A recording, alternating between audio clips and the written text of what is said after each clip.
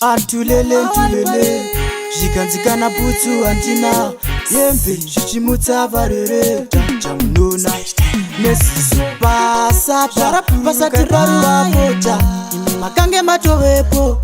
zviri kunzi manga muri mhepo shama vamwe vanhu vachitumira mamhepo manya munewo zvakarongwa kufamba mune zvakaprofitwa mbichana kufambawo nyore pore tichishana sezimbabwe ine furnitures manya munewo zvakarongwa kufamba mune zvakaprofitwa pambichana kufambawo pore nyore tichishana sezimbabwe ine radhenamo ndefoja yemudzanga uku yakarongwa uku inotsva pasi pamera siso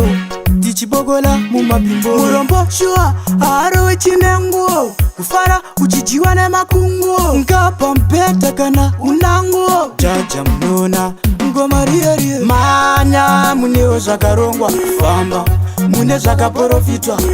mbichana kufambawo nyore pore tichishana sezimbabwe ine furnitures manya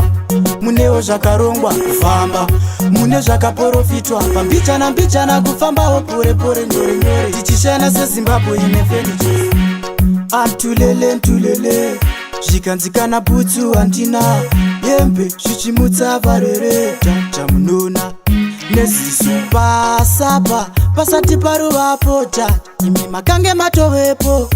zviri kunzi manga muri mhepo shama vamwe vanhu vachitumira mamhepo manya munewo zvakarongwa kufamba mune zvakaprofitwa mbichana kufambawo nyore pore tichishana sezimbabwe ine furnitures manya munewo zvakarongwa kufamba mune zvakaprofitwa pambichana kufambawo pore nyore tichishana sezimbabwe ine radhenamo ndefoja yemudzanga uku yakarongwa uku inotsva pasi pamera siso tichibogola mumapimbo murombo shuwa harowe chinenguo kufara uchijiwa nemakunguo ngapa mpeta kana unanguo jaja munona ngoma riye manya munewo zvakarongwa kufamba mune zvakaprofitwa mbichana kufambawo nyore pore tichishana sezimbabwe ine furnitures manya munewo zvakarongwa kufamba mune zvakaprofitwa pambichana kufambawo pore nyore tichishana sezimbabwe ine furnitures fire.